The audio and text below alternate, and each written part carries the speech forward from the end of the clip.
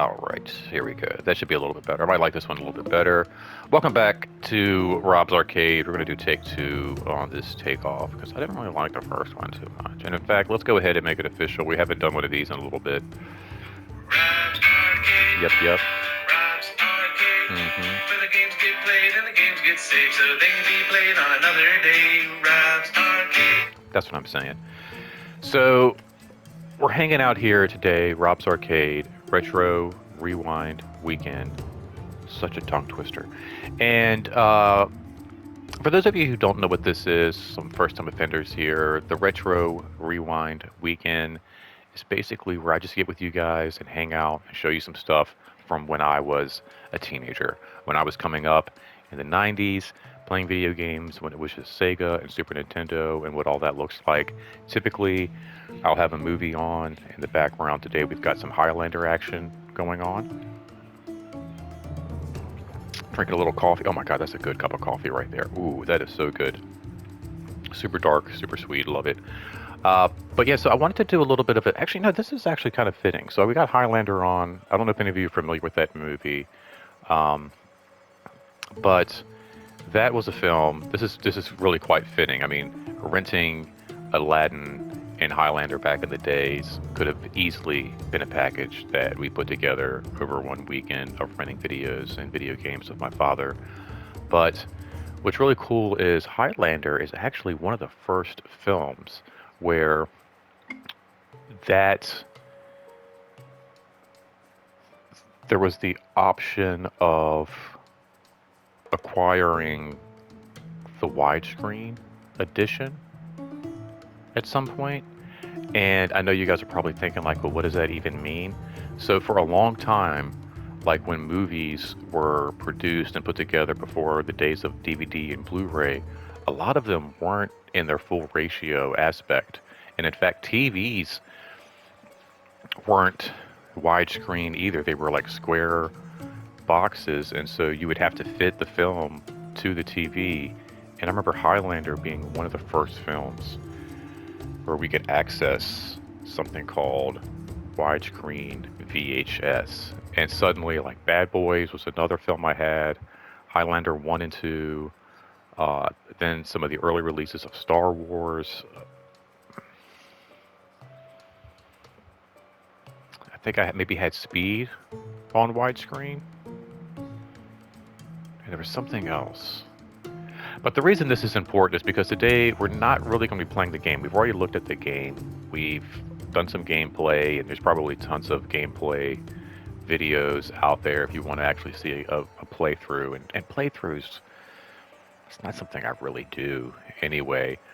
I kind of like to let the game play kind of speak for itself and let you guys be the judge of whether or not, you just like the game or not. But this is something really cool here where we actually have a chance to take a look at some of like the behind the scenes and some of these special features. And again, one of the cool things about widescreen is that sometimes they would include special features. It was like the precipice, if you will, to having Blu-ray DVDs where you had an option menu and features and things you could just jump into. A lot of times at the very end of the widescreen editions, they would have like little making ofs and stuff like that. So I kind of wanted to jump in and take a look at some of these with you guys today. So if you will, just kind of kick back, pour your favorite beverage, go top off your coffee, and let's kick back and take a look at the making of some of my favorite games here on Retro Rewind Weekend. And I think you'll see why, and I've said in the past, Disney games are just so amazing. There's a lot of time and effort put into making these, and I think it shows. It's one of those rare occasions where the movie actually reflects inside the gameplay. Let's check it out.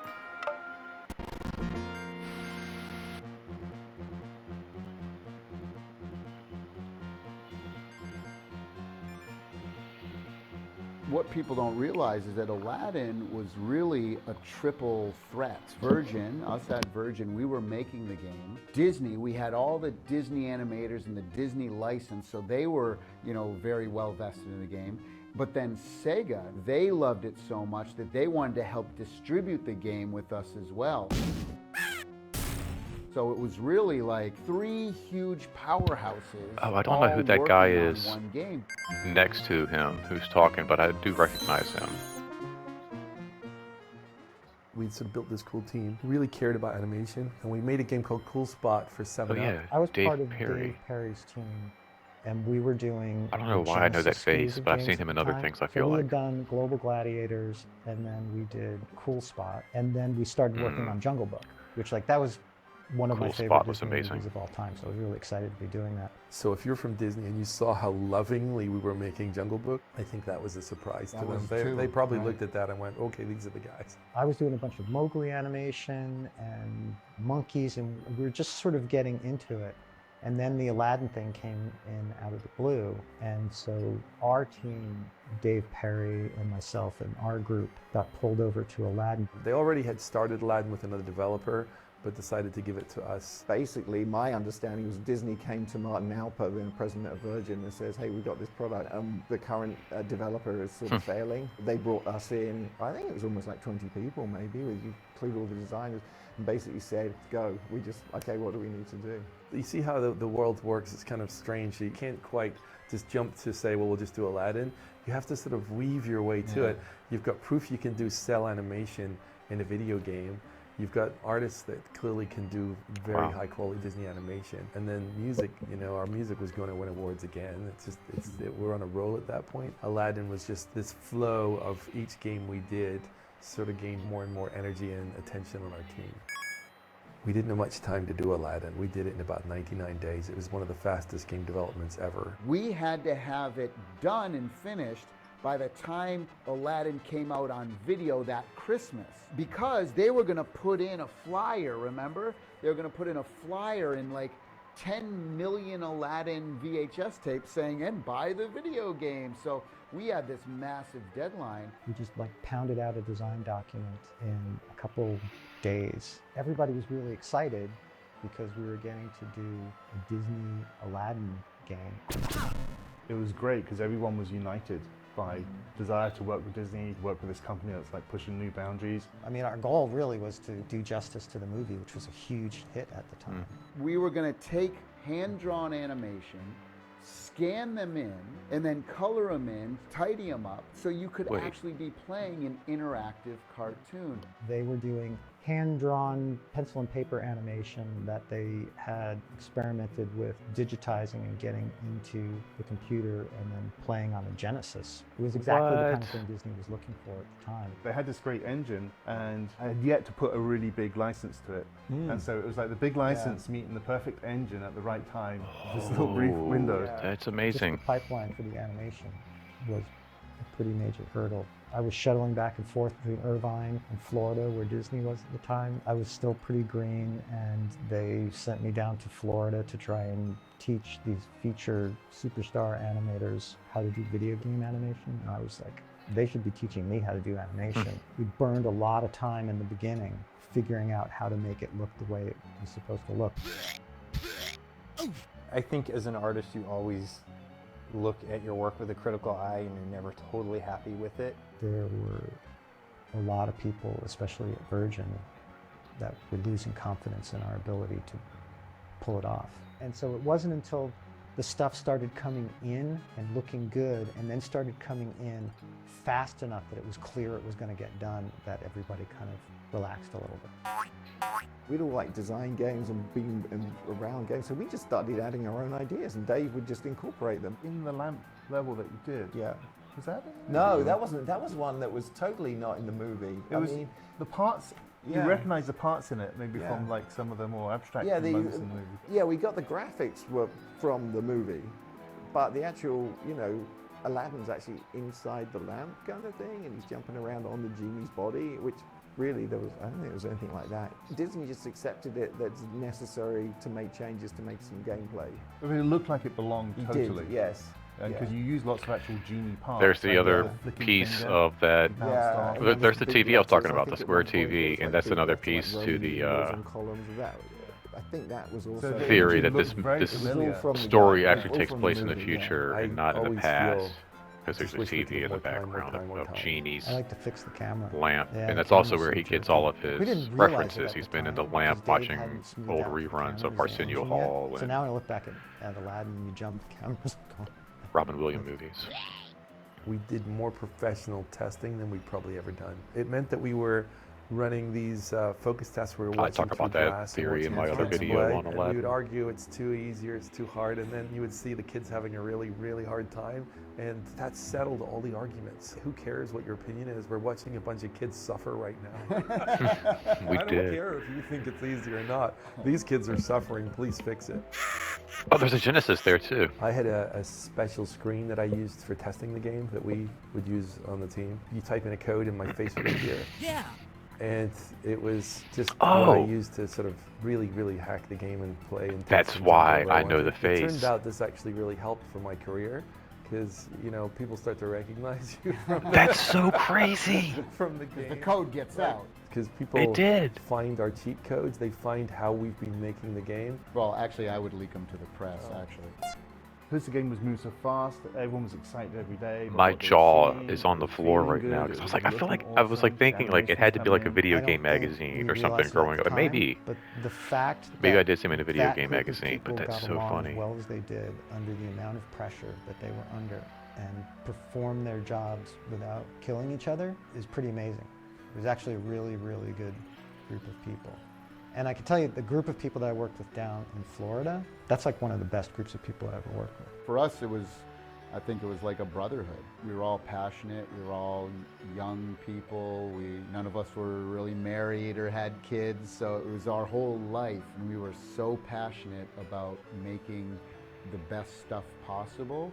And when you have 7, 8 people all like that in a room together, it's pretty amazing, pretty magical. I think what's important on a team is that you respect the talent of the other people. Oh. Because what occurs when that happens, when an artist draws something and you're like, oh my God, it looks really good, it actually creates this, it's not just respect, but I don't know, somehow it makes you Trust. feel really good about the people you're with. And if anything, I would define it as you feel lucky to be there. You feel lucky that you're surrounded with this group of people, and then they look around and they feel the same thing. And I think ultimately you end up with this very tight team because of that. You know, everyone was just delivering. That really made this whole thing work well. Just remember all the people. I think it's the people that really hit me, and just the craziness of. I still work in the video game industry now, and it's very sane. But back then, it was just the Wild West. Everything was like, yeah, unusual, especially when they brought so many Brits over. They put us all in the same apartment complex. That's right. So it was like an oasis, right? And you just get pizza and everyone come over and eat. We do hang out at each other's places. In terms of how well we got along or how, you know, the quality of that team, we went on to do other projects together and stuck together. We definitely had a good... Well, you and I, we've been working together ever since, pretty much. Pretty much, yeah. Oh, For Virgin as a company, they became a much bigger company, and they had a lot more opportunities, a lot bigger opportunities after Aladdin because they showed what they could do. You know, they got the Lion King game, and they got some other games, and they were able to bring in more people and more talented people and do bigger projects. And I think Aladdin opened the door for them.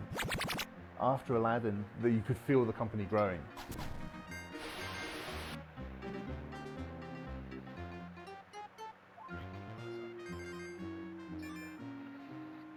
wow, that's beautiful.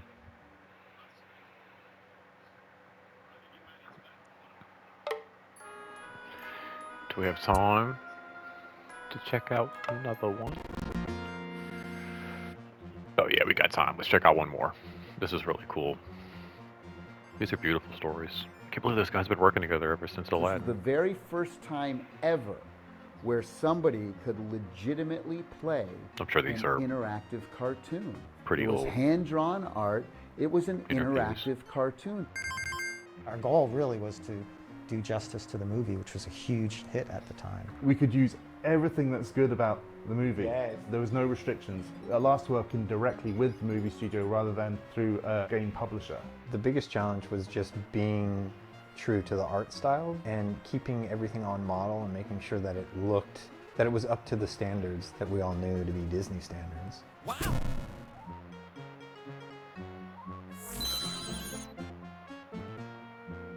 They hired Disney Feature Animation to do the hand-drawn animation. Our team was incredibly excited about that, because to have a team full of animators that work with pencils, to have them work on a Disney project at this level was incredible. But what we didn't understand was they would actually give us access to the people who made Aladdin, the directors, the animators in Florida, for example. That changed everything. Our lead animator, Mike Dietz, ended up going to Florida and working with the Disney animators. As an animator, getting to deal with Disney Feature Animation, getting to fly down there, work in the Disney animation studios with like some of the greatest animators on the planet and learn from them and just be around them. Like they set me up with like a desk in the Disney animation studio and I'm sitting there drawing them going, what is going on here? It was like a dream come true.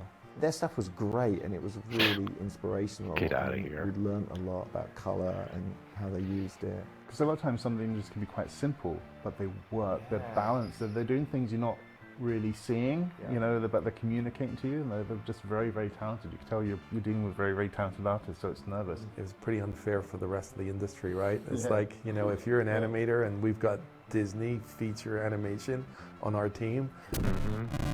Well, so the way we worked was, because animation is so expensive and it's a multi-step process, the first thing you do in animation is you do a pencil test, which is just a rough drawing. And then normally if you're making a film, you would watch the pencil test of the film and go, oh, we want to make these changes to the animation and make these revisions and add this here and take this out here. And then when you're happy with it, then you do a cleaned up I want to version watch of the Aladdin. drawing. And then you look at that, and then you ink it, and then you paint it and color it and finish it. That's a Speaking very of a expensive retro process. And you wouldn't want to go through that process on something that you're not sure is going to be in the game. So what we had developed a little bit on Jungle Book, but it really started on Aladdin, was to take those pencil test drawings that we were getting from Disney that were not finished, and we would digitize those and flood fill them white, and then put them in as sprites in the game. And then we could test it. We could play test it, see what was working, see if the mechanic was working at all, but also see if the animation itself was working. And then, when it was, only then we would move on to the final. What we would do, we would take these, you know, images from Disney, and then I think I would just paint it without thinking too much about the tiles and breaking it down. So I'd paint the bigger shapes, and then after that I would try and figure out, now how do I make this into a tile set and how do I make it efficient so we can actually fit it in the memory of the game. And then once you got it to that, then you'd have to go in and clean it up, and then sometimes it was still kind of crunchy, and then there was a whole process of going in and touching up the stuff that wasn't looking real great. That was just a frame-by-frame manual process that was really difficult because you had to have someone who had a sensitivity towards both animation and pixel art so that they could touch up what was there without like drawing over it and losing the sub-pixel movement. For me personally, the biggest challenge was educating the feature film animators who were used to animate at 24 frames per second and having as many frames as they needed to and like no restrictions. Teaching them what the restrictions were of animating for a video game and some of the techniques that we used to use to get around those limitations, and then try and like get their superpowers as amazing animators to execute these techniques that we had developed to get the best out of the limited resources we have and make the animation feel like it was Disney feature quality animation, even though it was far less frames and, you know, just crunchy resolutions. It was a process, and it was a process just figuring out what that pipeline was, and then once we knew what the pipeline was, like to actually just run all that animation through that was time-consuming and expensive. What's so impressive is the fact that with the limited palette that was on the Genesis, we were still able, I felt, to sort of faithfully reproduce what the animated movie had, the colors and the look and the feel of the artwork. And then that came down to the fact that we did have really good source reference material from Disney. We had big printed out frames of the movie right the way through the movie, so we had a lot of reference, which was something quite unique. Up to that point, we didn't have a lot of reference for games. When you looked at games back then, everything looked kind of angular.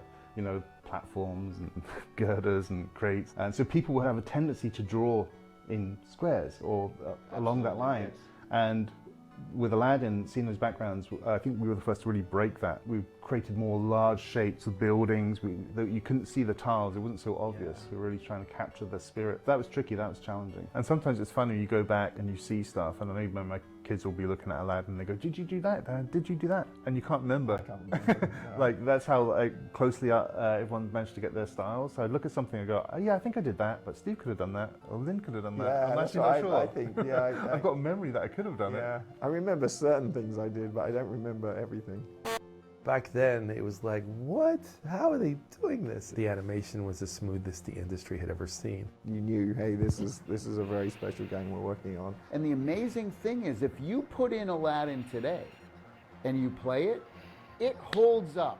Now, how True. many video games 25 years later can you Not say many. graphically can hold up and you can still find it interesting graphically? And that's why I knew it was going to be a big hit, because it looked like nothing. I couldn't wait for people to see this. Sometimes you just know. It was special. That is for sure. It was a very special game. I was just recently talking about a lot of this too, where it's like we have so many games that I grew up with where they were like trying to, I mean, every movie, Hudson Hawk to Terminator, everything had a video game, and even the best ones, they were barely telling the story of the movie. And